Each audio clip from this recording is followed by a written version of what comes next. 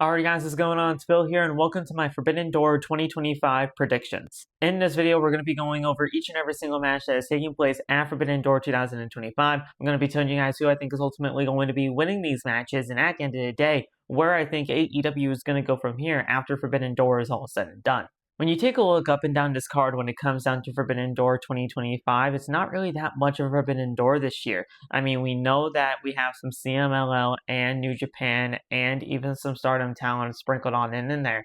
But when it comes down to the overall aspect and the overall aura that is Forbidden Door has been kind of a dead concept over the course of the last couple of years. And the thing is, when it came down to the Forbidden Door concept when it first came around for AEW, I absolutely loved the idea. You know, you have New Japan talent, you have CMLL, you have Stardom talent sprinkled on in there, you have them do some great matches with AEW talent, and it's going to be a great show no matter what, because at the end of the day, we all know AEW does great pay-per-views. But when it comes down to AEW practically poaching all the New Japan talent, there's not really much room when it comes down to these dream matches happening, or at the end of the day, just making good, quality, solid matches between New Japan and AEW at the end of the day. And that's just why I feel that it's kind of a dead concept at this point.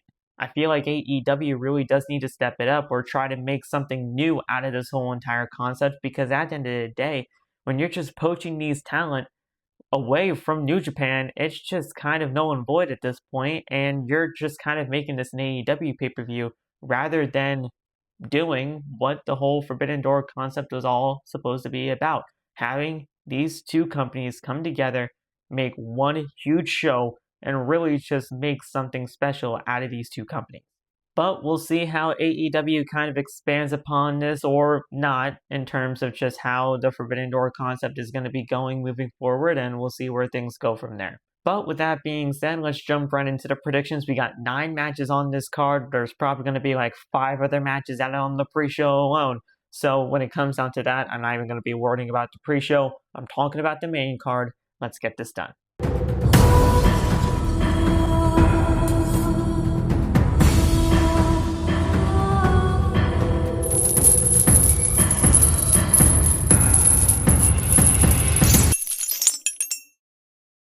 First up, let's talk about the 3-way tag team championship matchup between the Hurt Syndicate defending against Brodido and FTR. Now, if you guys know how we got here, we had an entire tag team championship #1 contenders tournament to see who would face the Hurt Syndicate at Forbidden Door. And the finals was Brodido versus FTR, and it was an amazing match at this past episode of AEW Dynamite to get there, but it ended in a time limit draw, which ultimately led to both tag teams advancing to this matchup, which ultimately led to the triple threat tag team match, and it's elimination style. So whoever is the last team standing basically is going to be your new or retaining AEW Tag Team Champions of the World. And the thing is, I have a feeling that in terms of everything here, first of all, I want FTR to win because I think it would be the only thing that makes sense here. And plus, I kind of want to just see new tag team champions at the end of all of this. But I will not be shocked in one way, shape, or another if we do see the Hurt Syndicate retain these tag team titles. We've all seen the reports as of late when it comes down to the Hurt Syndicate, when it comes down to MVP, not wanting the Hurt Syndicate to take pinfall losses or really just to take losses in general. And the fact of the matter is, this is an elimination style matchup here. So you're going to have to eliminate 2 tag teams in this thing in order to win these tag team titles. And the fact of the matter is, I could honestly see a world where the Hurt Syndicate just defeat FTR and Brodido to retain these tag team championships. But I'm going to go with FTR to become the new tag team champions at the end of all of this, because a matchup that we're going to be talking about next is the reason why I think FTR is ultimately going to be winning these tag team championships. So I'm going to go with FTR to win the AEW World Tag Team Championships at Forbidden Door. Up next, let's talk about the tag team matchup between Cope and Christian Cage taking on Kip Sabian and Killswitch. Now, we all know that Killswitch is a replacement for Nick Wayne, who is suffering from a broken foot at this current point in time, so best of luck in his recovery when it comes down to that side of things. But this whole tag team match is going to be great because this tag team match. It's the first time that Cope and Christian are teaming up with each other in quite some time, at least well over a decade at this point, right? So the fact of the matter is, in my eyes, you're just not going to have them lose. Cope and Christian are going to be winning this tag team matchup here. But the thing is, I'm very much looking forward to seeing what Killswitch can do in an AEW ring, because we haven't seen him in well over a year. Since last year, I believe at like All In London.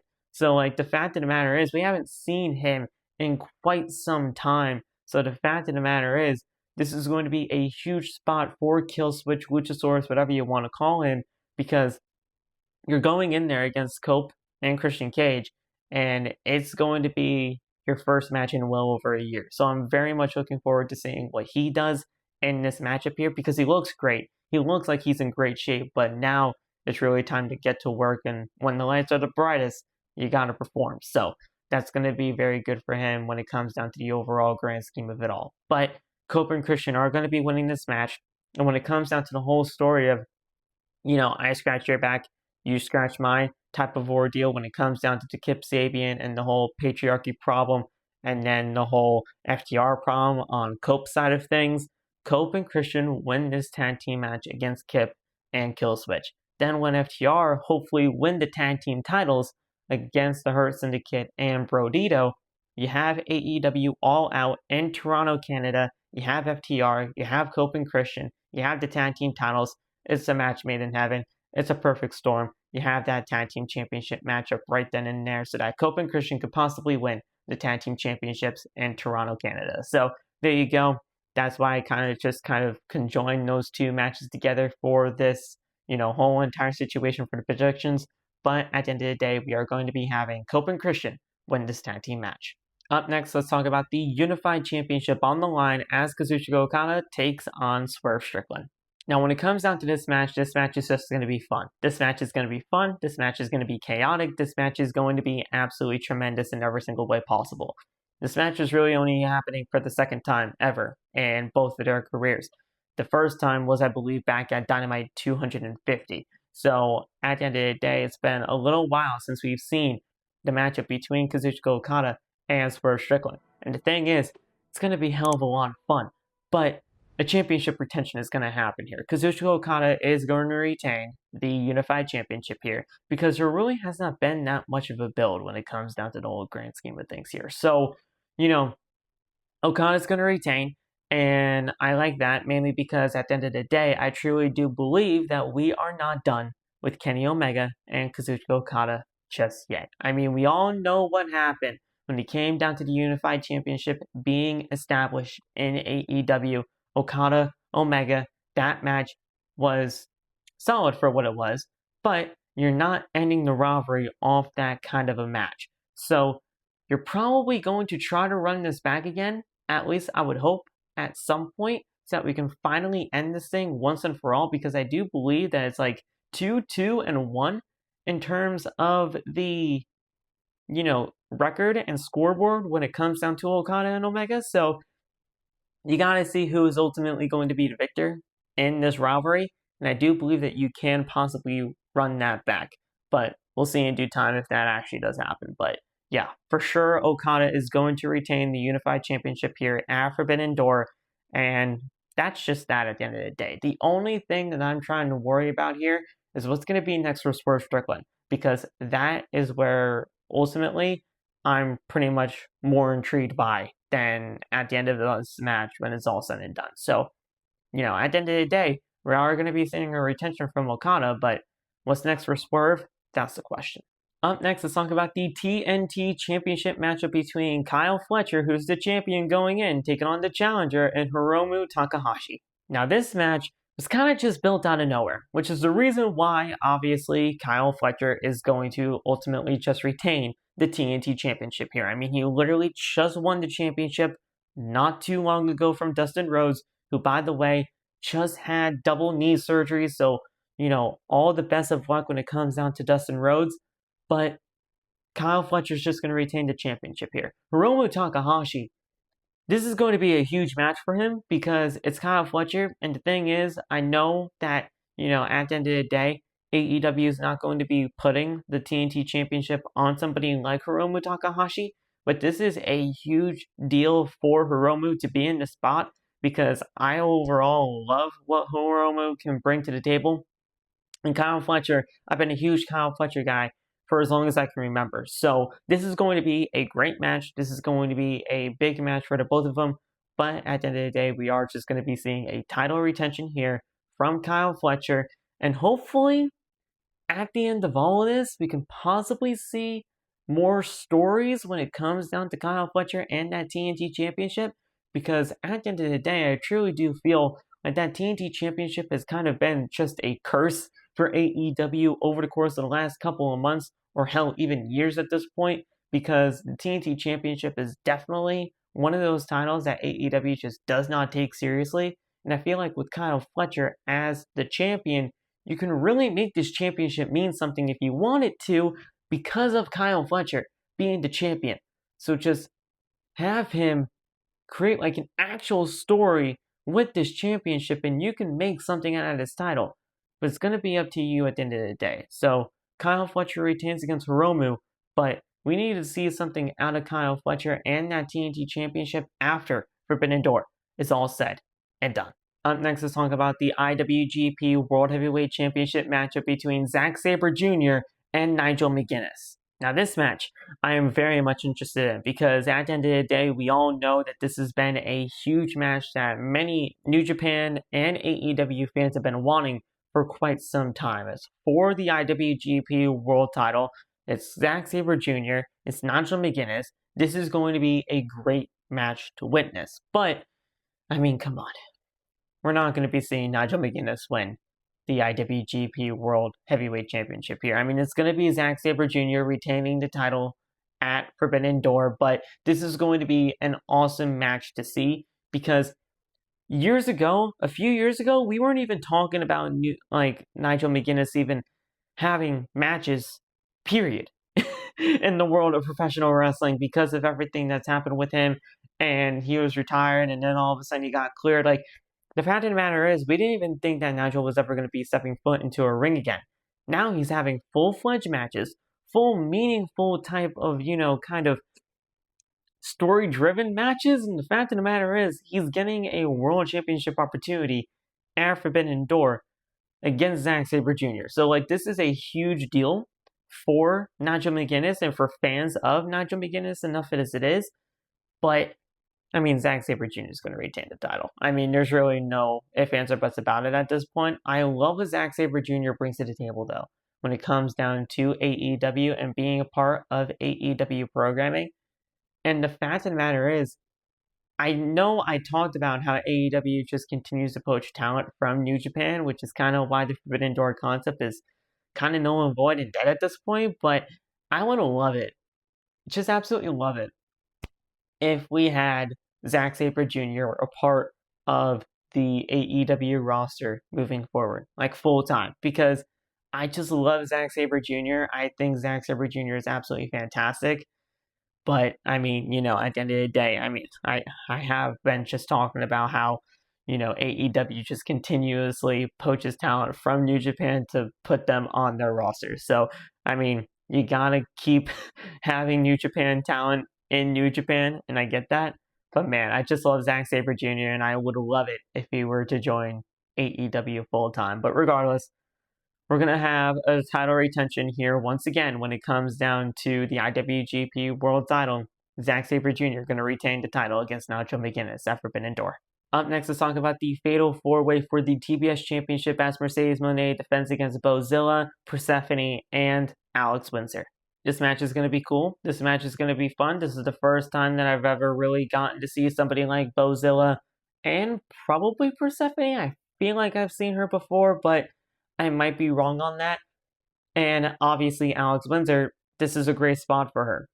I love what Alex Windsor brings to the table. I think Alex Windsor is not done when it comes down to chasing that TBS championship. In fact, I do believe that Alex Windsor could possibly be a huge favorite to take that championship away from Mercedes Mone when it is all said and done. But Mercedes Mone is going to retain the title here. I mean, we all know this at the end of the day. It's just going to be Mercedes retaining the championship here. And at the end of the day, I just feel like it's kind of just death, taxes, and Mercedes Moné either wins or retains championships. I mean, that's just what AEW is doing with her at this current point in time. And I'm not mad at it because I like Mercedes Moné. And I think Mercedes Moné is absolutely fantastic. And she's had a hell of a 2025. But she has 8 championships.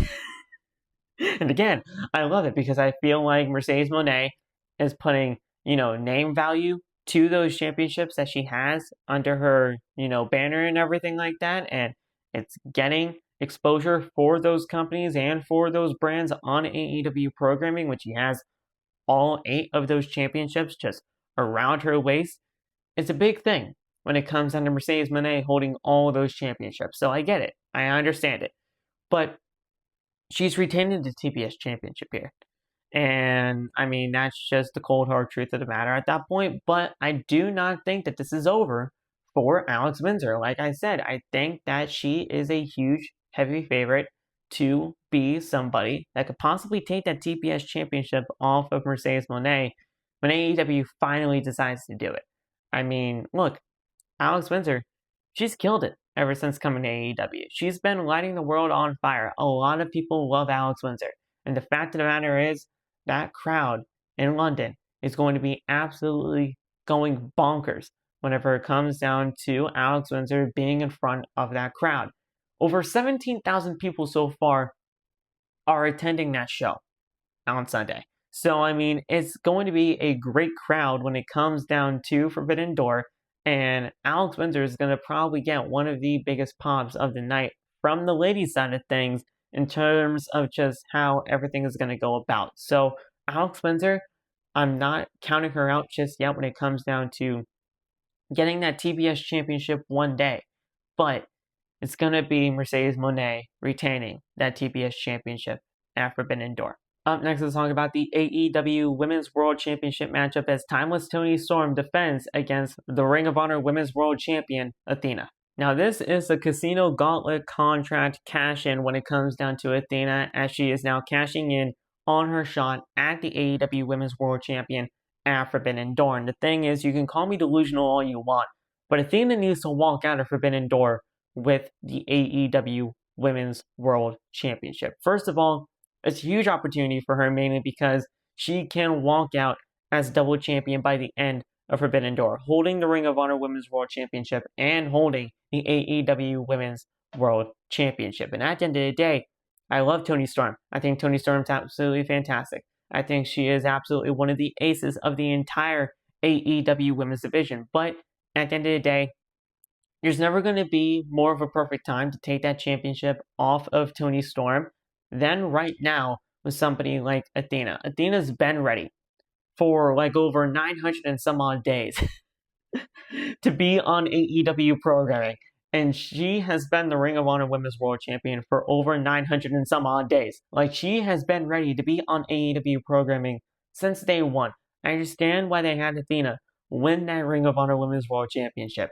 But for God knows how long it's been time for her to lose that thing. And hopefully at Death Before Dishonor, not before, just before, All Out takes place. Hopefully that is the destination where she finally just loses that Ring of Honor Women's World Championship, because it is just time to have Athena on AEW programming moving forward.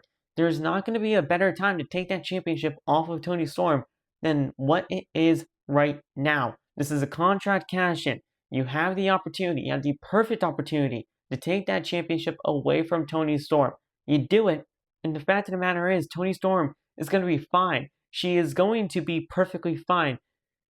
Whether she's with or without a championship, she's awesome. So the fact of the matter is, Toni Storm is not going to be taking anything away when it comes down to a loss against Athena for this matchup here.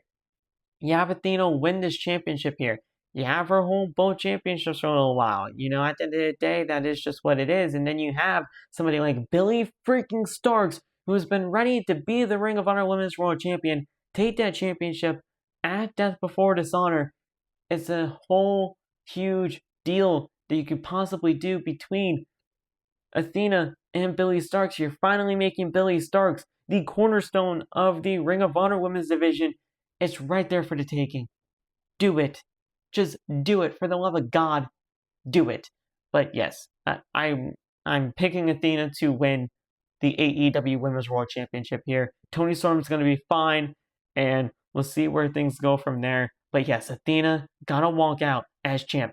Up next, let's talk about this insane lights out steel cage matchup between Team AEW and Will Ospreay, Darby Allin, Hiroshi Tanahashi, and the Golden Lovers between Kota Ibushi and Kenny Omega, taking on the team of the Death Riders and Jon Moxley and Claudio Castagnoli, the Young Bucks and Matt and Nick Jackson, and Gabe Kidd. First of all, I'm giving myself a little pat on the back there because that was a lot of names that I had to remember, and I did it. So, great job, Phil. But when it comes down to this match is just going to be absolute chaos. I mean, what else is going to be freaking new? I mean, it's AEW. I mean, this is a lights out steel cage match. We have no idea how this match is going to be structured. We have no idea if this is technically like a blood and guts type matchup or anything like that. We literally have no idea what this whole entire situation is going to be about. I understand that there's not going to be 2 rings. I understand that it's not going to be like having a roof on top of the structure. So it's kind of like not maybe a Hell in a Cell, but I have no idea what this match is going to be in store for. Nobody knows what the heck this match is going to be in store for. I mean, we have 10 people in a cage in a single ring. This is going to be absolute chaos. I don't know what the hell is going to be happening here. Maybe we have some sort of like War Games type of feel to it where, you know, we start off one-on-one and then other people come in, you know, at intervals to ultimately get everybody in there to where, you know, the match finally starts when everybody is in there, and at that point, then it's just pure chaos at that point. But again, we have no idea what this match is going to be in store for. And not only that, but Will Ospreay is going in there hurt. He needs neck surgery, possibly. We don't know the whole extent of everything, but he is not medically cleared technically to be in this matchup here. So he is going to be just doing some absolutely crazy shit for the last time. And it's just going to be absolutely insane. So I do not know what we are going to be having in store when it comes down to everything when it comes down to this lights out steel cage match. But with that being said, I'm going to go with the babyfaces to win this matchup here. I am. Mainly because you have Will Ospreay here. You have Darby Allin in his first match of back since returning from Mount Everest. You have the Golden Lovers, and you have Hiroshi Tanahashi, who is retiring at the end of the year, I believe. So you're not going to have all of those combustible elements on one team alone and not have them win the match. Or at least I would think. The Death Riders, they could really win this matchup here when it comes down to everything that's happening with Gabe Kidd and the Young Bucks and all of that. They could very much win this match. They can. But with all of those elements on the babyface side of things, I feel like you just can't have them lose. So Team AEW, to me, wins this matchup here. But we'll see in due time how it all shapes out, because at the end of the day, there's just going to be absolute chaos. This is going to be overbooked as hell, and I'm here for it. I'm here for it, trust me. This is going to be hell of a lot of fun. This is going to be insane. It's going to be a blast. But it's going to be chaotic and insane. And we'll see how it all shapes out. So there you go. Babyfaces win in the lights out steel cage match. And finally, the AEW World Championship on the line as the champion, Hangman Adam Page defends against MJF. Now, this was supposed to be MJF's cash-in, but now it's not MJF's cash-in because MJF threatened a man with another man's life on AEW Dynamite who was about to set Mark Briscoe to flames. And then he said, look, at the end of the day, I'll spare this man's life, but you're going to have to obey by my 3 conditions that I want for this match. The match can change hands by countout. The match can change hands by disqualification. And at the end of the day, I'm not going to be invoking my contract that I won at the Casino Gauntlet. So, at first, Hangman Adam Page was the man that outsmarted MJF by having him invoke and take the shot and, cash in the contract. Then, all you gotta do in order to not have your contract be invoked on, not have your contract be cashed in on, is by threatening a man with another man's life and, throwing out 3 demands. That's all. That's all. And then you don't have to cash in your contract. So this is just all over the place. This is just insane, to say the very least. And now we have this World Championship match at Forbidden Door between Hangman Adam Page and MJF. Obviously, there's some shenanigans that's going to be happening here, because there wouldn't be a whole MJF situation with the championship and with the whole contract without shenanigans. So something is going to be happening here, but I'm just going to say that Hangman Adam Page somehow walks out of Forbidden Door with the AEW World Championship. He's going to retain the championship here in the actual match itself. In the actual match itself, the championship is going to be retained by Hangman Adam Page.